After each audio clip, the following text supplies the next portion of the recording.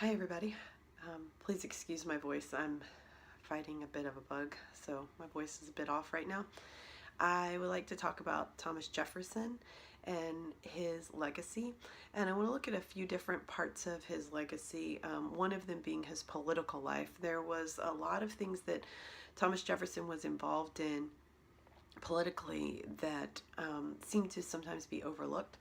First was during the American Revolution, he was part of the Virginia House of Burgesses and the Continental Congress.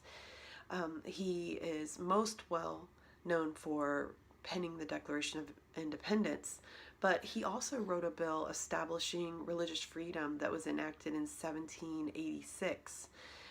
Now, he did not sign the Constitution, and part of the reason was because he was one of the foreign ministers to France during that time, and he wasn't present when the Constitution was signed. He also served as Secretary of State to President Washington in his cabinet. He also assumed a role, leadership role in the Republican Party as the groups were formed, and he really opposed centralized government and really believed that states' rights were the most important thing. Now, his presidency was in 1800, but he was vice president in 1796. And while he was president in 1800, he was able to cut the national debt by a third. And something that I think is very profound that he did was he doubled the size of America with the Louisiana Purchase.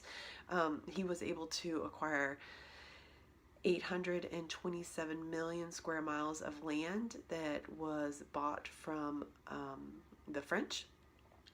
And Jefferson thought this was very, very important for our country. He wrote to James Monroe and he said that he had the unlimited confidence of the administration and the Western people. And Jefferson also said, "All eyes, all hopes, and are now fixed on you, for on the event of this mission depends on the future destinies of this republic." Jefferson saw the Louisiana Purchase as a very, very important step for our country, and believed that it was something that would really help to continue our country on. Now, one aspect of Jefferson's life that a lot of people focus on now is slavery.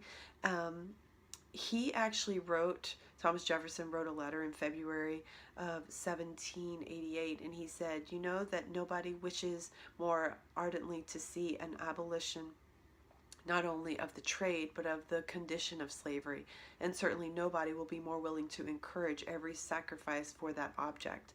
This was Jefferson's own words.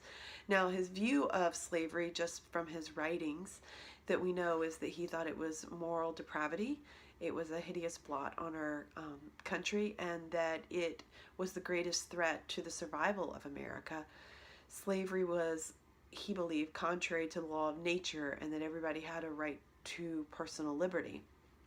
Now, with that said, Jefferson owned over 600 slaves during his lifetime, so he definitely had a very outspoken view against slavery, but his outspoken views did not transfer over into his own practices at his own house. In 1788, he introduced a law in Virginia prohibiting the importation of slaves from Africa. In 1784, he proposed a ban on slavery in the Northwest Territories.